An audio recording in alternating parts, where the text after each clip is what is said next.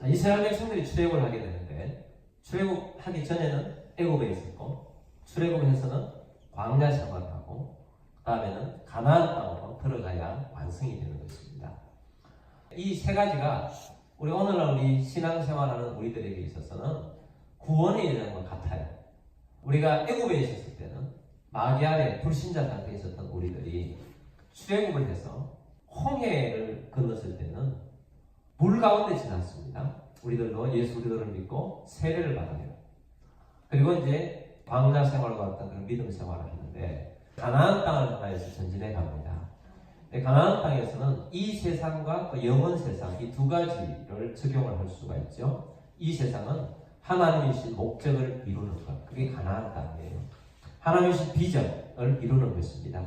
그럼 우리가 하나님께서 우리에게 맡긴 사명을 이루어서 가나안 땅을 정복해 나가듯이 믿음으로 정복하는 우리 모두가 됩시다.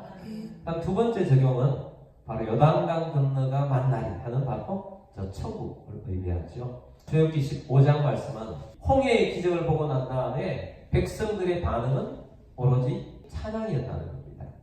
오늘 우리들이 예수 그리스도의 구원을 경험하고 예수 그리스도의 구원의 은혜에 대해서 우리가 하는 반응은 뭡니까? 찬양이에요. 예배예요. 오늘 출애굽기 15장에는 이스라엘 백성들이 찬양하는 내용들이 나옵니다. 15장 1절에서 21절까지가 찬양하는 내용이에요. 1절부터 19절까지는 모세와 백성들의 찬양이고요. 20절, 21절은 모세의 누나 미리암과 여인들의 찬양과 춤을 했다 하는 내용이 나옵니다.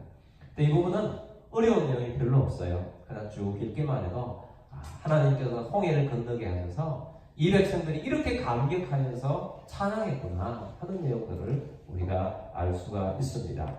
자, 20절, 21절은 아론의 누이 선지자 미리암 이 소고를 잡고 여인들이 춤을 추면서 하나님을 찬양하고 있습니다. 기독교는 묵상만 하고 있는 신앙을 가지고 있지 않습니다. 묵상만 하고 있을 수가 없어요. 홍해를 이렇게 가르는데 조용하게 하나님 감사합니다. 그러고 어떻게 그러고 있었겠어요? 하나님 앞에서 우리가 고요할 때도 있습니다. 많은 경우에 하나님 앞에서 소리 지를 수밖에 없어요. 그래서 우리 기독교인들은 목소리가 커요. 하나님을 찬양해, 높여요. 목소리 클 수밖에 없어요. 여러분 사람이 흥분하면 목소리 큽니다. 하다못해 축구 이겨도 다 뛰지 않습니까? 사람이 기쁘면 그냥 있지 못합니다. 우리 십자가로 구원받은 우리들이 그냥 있을 수가 없는 거예요. 십자가의 구원으로, 십자가의 복음으로 구원받았는데 어떻게 그냥 내 속에만 감춰두고 있을 수가 있나요? 내가 마귀로부터 해방받았는데 내가 이제 영원한 천국 백성이 되었는데 그냥 있을 수가 없는 거예요. 그래서 목소리가 커지는 겁니다. 또 찬양이 크게 터져나오죠. 기뻐하죠. 기독교는 좀 시끄럽다고 말하죠. 북쳤잖아요.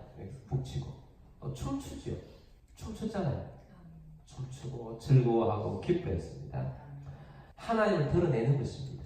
우리가 하나님을 경험했는데 이 하나님의 은혜를 마음속에 새겨만 놓고 있을 수가 없다는 겁니다. 이 하나님을 예배하는 것을 드러내고 나타내는 것, 이것은 너무나도 자연스러운 것이라는 것입니다. 이 소리의 능력이 있어요. 말의 능력이 있어요. 또 소리 자체가 능력이 있습니다. 함성을 지르면 여리고도 무너지는데 여러분께 하나님께서 우리에게 주신 이 말의 능력, 소리의 능력, 이 찬양의 능력을 지켜서 하는 것이 아니고 하나님 앞에서 감사 감격해서 하나님을 높이는 우리 모두가 되기를 주의로 축복합니다.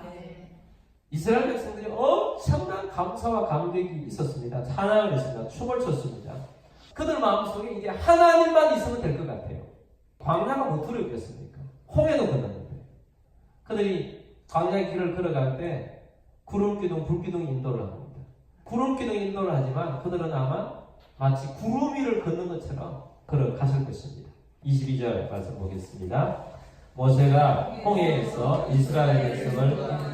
이스라엘 인도함에 그들이 나와서 수르 광야에 들어가서 거기서 사흘 길을 걸었으나 물을 얻지 못하고 문제가 생겼어요. 사흘 길을 들어갔는데 무엇을 얻지 못했습니까? 물을 얻지 못했습니다. 3일째 되는 날 드디어 물을 발견했습니다. 23절.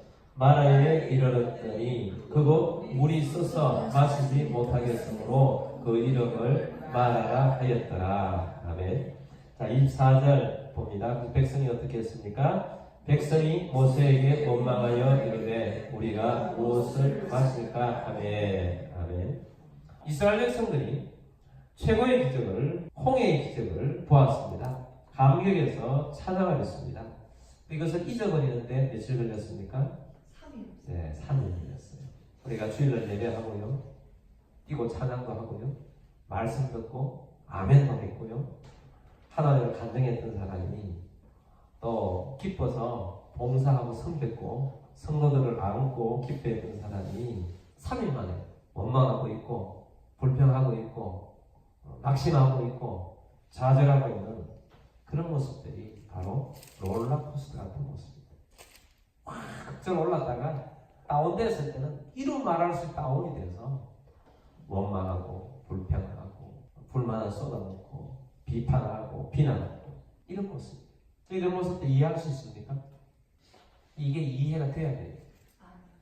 이해가 돼야 사람을 제대로 아는 겁니다. 이해할 수 있게 되길 바랍니다. 그래야 제대로 믿음 생활을 좀 할 수 있는 겁니다. 왜냐하면 그 사람만 그런 게 아니고 우리도 예수님을 놓치면 우리도 그럴 수 있는 존재예요. 우리도 또 예수님을 놓쳐서 그런 경우가 참 많았어요. 원망하고 불평하고 뭐 그런다고 해서 그런 사람을 보면서 비난하고 비판하고 그런 거 하지 말라는 거예요. 우리도 예수님 놓치면 얼마든지 그럴 수 있습니다.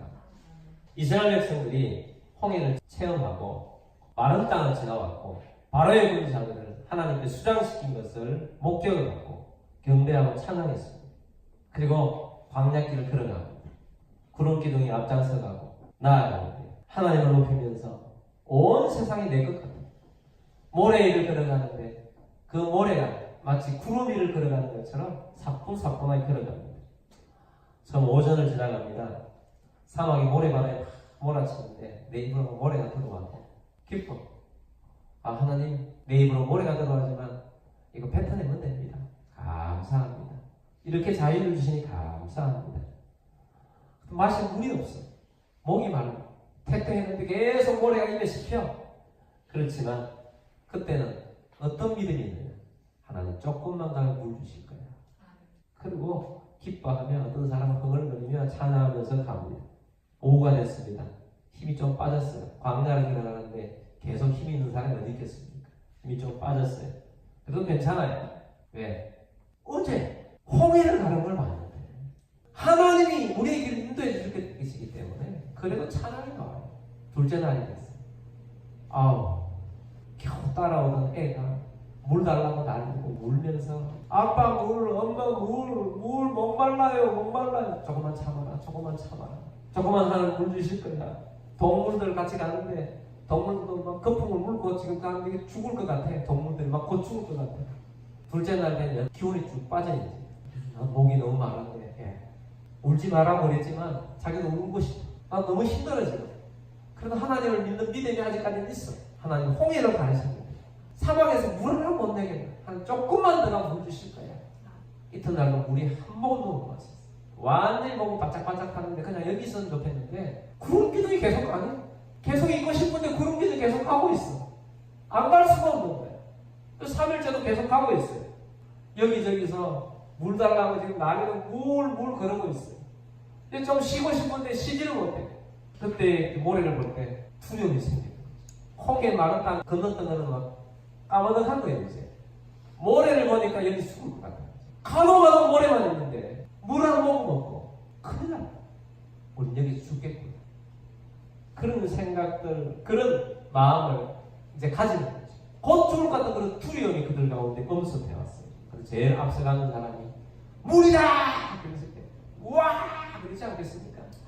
그래서 막 뛰어나가지고 그 물을 마시자마자 그 3일 동안 목말랐던 사람들이 마셔도 도저히 마실 수 없는 물, 쓴물, 뱉을 수밖에 없는 물. 이건 독약과 같은 물이었어요. 그 물을 만났을 때 그들이 했던 행동은 이스라엘 백성들의 주특기 원망이었어요. 폭발. 여기저기 원망이 나옵니다. 김원망 씨도 원망하고, 정원망 씨도 원망하고, 박원망 씨도 원망하고, 이원망 씨도 원망하고, 모두가 원망. 모세에게 뭡니까 이거? 25절 봅니다. 모세가 여호와께 부르짖었더니 여호와께서 그에게 한 나무를 가르치시니 그가 물에 던지니 물이 달게 되었더라. 거기서 여호와께서 그들을 위하여 독도와 율례를 정하시고 그들을 시험하실세. 아멘. 모세가 여호와께 뭐 했습니까? 부르짖었더니 원망하는 모세가 하나님 물이 씁니다. 이 백성들 원망합니다 하고 부르짖었더니 하나님께서 한 나무를 가르쳐서 그 나무를 물에다 넣으라 그랬더니 물에 넣었더니 달게 되었더라. 이 나무가 어떤 특별한 약초가 되어서 그런 게 아니고 하나님이 하셨다는 것을 백성들에 보여주기 위해서 기적의 도구로 사용하셨던 것입니다. 여러분 여기에서 굉장히 중요한 것이 있어요. 우리가 하나님을 잃어버리면 이렇게 되는 거죠. 하나님을 놓치. 하나님은 계속 우리에게 환경 보지 말고 하나님을 보라는 거예요. 하나님을 보십시오. 홍해를 가르신 하나님. 찬양할 때는 잘했어요. 우리의 노래이시며 나의 힘이시며 우리의 구원이시며 우리의 찬송이시며 그 하나님을 높이고 찬양했어요. 그때는 하나님이셨는데 환경이 너무 어려우니까 환경만 자꾸 모래만 자꾸 쳐다보다 보니까 물이 없어서 결정탄 쓴물이 나오니까 원망이 터져나오더라고요. 여러분 환경만 보지 마십시오. 환경 위에 계신 하나님을 볼 수 있는 우리들이 되길 바랍니다. 하나님이 그것을 깨닫게 하시려고 너희는 이 광야 생활 가운데 모래만 보지 마라. 물 없는 것만 보지 마라. 반드시 하나님을 보라. 이것을 그들에게 가르쳐 주신 거예요. 그것이 하나님 테스트였어요. 25절 마지막에 그들을 뭐 하셨어요? 시험하셨어요. 테스트 하셨어요. 테스트. 자, 하나님이 테스트를 했는데 이 백성들이 이 테스트에서 실패했어요. 넘어졌어요. 그러나 하나님의 테스트는 망하게 하려고 테스트를 하는 게 아닙니다. 하나님의 테스트의 1차 목적은 연단입니다. 2차 목적은 교훈이에요. 너희는 이렇게 하면 안 돼 하고 깨닫게 하시는 거죠. 여러분 많은 사람들이 하나님의 테스트를 받고도 연단을 받는데 교훈을 받지 못하는 사람이 있어요. 똑같은 걸 계속 반복해요. 테스트를 받고 실패하고 넘어지고 그 다음에 똑같은 환경이 또 오면 실패하고 그런 시험을 또 주시거든요. 왜? 통과하라고. 여러분 대학교 낙방하면 대학교 발표하면 계속 시험 쳐야 합니다. 합격할 때까지 쳐야 돼요. 우리도 하나님 앞에서 마찬가지입니다. 교훈은 다르지만 비슷한 시험을 계속 주는 거죠. 교훈을 받지 못하면 계속 넘어져요. 이스라엘 백성들이 광야 생활 가운데 계속 넘어지잖아요. 교훈을 못 받아서. 하나님은 교훈 주시기 원하십니다. 하나님 교훈을 주시면서 말씀을 주시죠. 26절 말씀 봅니다. 이르시되 너희가 너희 하나님 나 여호와의 말을 들어 순종하고 내가 보기에 의를 행하며 내 계명에 귀를 기울이며 내 모든 규례를 지키면 내가 애굽 사람에게 내린 모든 질병 중 하나도 너희에게 내리지 아니하리니 나는 너희를 치료하는 여호와이니라. 아멘. 자, 하나님께서 말씀하신 걸 앞으로 순종하라. 나를 믿으라는 거죠. 내 말을 믿는다면 어떤 것이라도 순종한다는 겁니다. 그래서 순종하면 너희의 삶의 건강을 책임져 주겠다.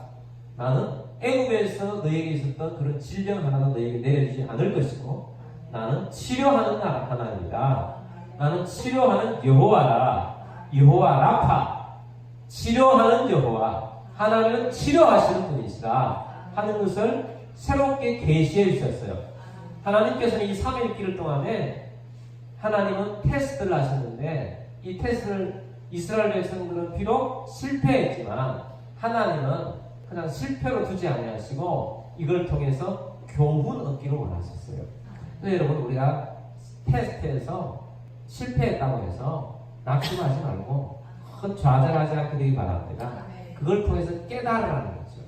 하나님께서 교훈에서 다음에 이런 경우가 생겼을 때 반드시 통과하여 하나님 말씀 붙잡고 하나님을 바라보고 나아갑시다. 하나님을 바라보며 나아가야 합니다. 하나님이 보이지 않을 때 얼마나 힘들어요. 하나님이 안 보여도 하나님을 믿음으로 바라봐야 돼요. 믿음이라는 것은 보고 믿는 게 아니에요. 안 보고 믿는 게 믿음이에요. 보고 믿으면 그것도 믿음인데 대부분의 우리의 믿음은 말씀을 들으면서 믿잖아요. 체험하는 것은 적어요. 말씀을 듣고 믿는 거죠.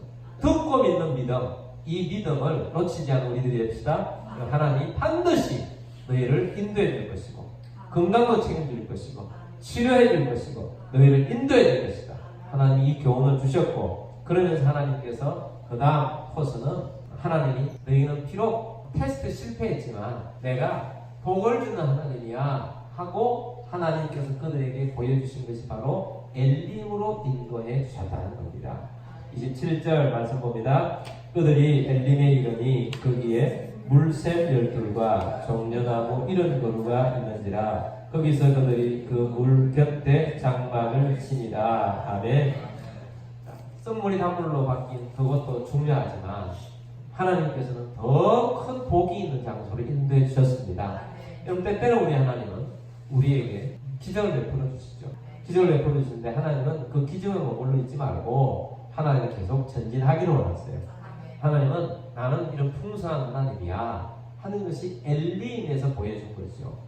바로 거기에는 물샘 12, 물샘이 12개 있었어요. 12는 완전수죠. 완전수. 7에 10에서 70 다 완전한 하나님께서 미리 이곳에다가 어떻게 이렇게 지형지물로 만들어 놓으시는지 12샘과 70의 종려나무를 한 예비해 놓으셔서 나는 복 주시는 하나님이다 하고 하나님께서 인도해 주신 것입니다. 그러니까 이것도 좀 과정이죠. 결국 가나안 땅에 들어가야 되는데 하나님은 내가 너에게 복을 주마 하고 보증해 주신 것이 바로 엘림인 것입니다. 우리가 하나님을 살아가면서 광야와 같은 우리의 믿음의 삶을 살아가죠. 우리가 롤러코스터 같은 그런 신앙생활을 물론 합니다.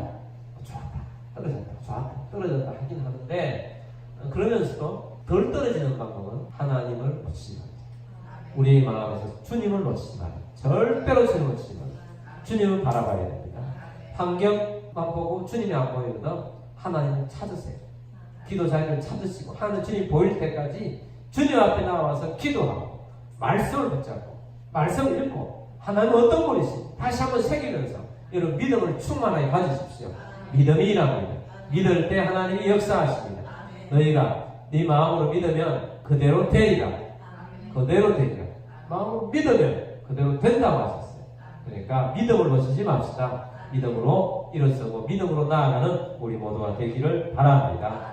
그래서 우리는 이 광야 같은 이 세상을 걸어가면서 엘림도 다가 아니에요. 계속해서 하나님께서는 더 좋은 곳으로 하나님 계속해서 인도하는 궁극적으로는 가나안 땅이에요. 우리가 가야 할 곳이 있는 것입니다. 열매져야 할 곳이 있는 것입니다. 중간중간에 하나님께서 복의 교훈들을 해주실 것입니다. 그때 감사하고 또 전진하고 또 전진하고 거기에 안주하지 마시고 믿음으로 나아가는 우리 모두가 됩시다.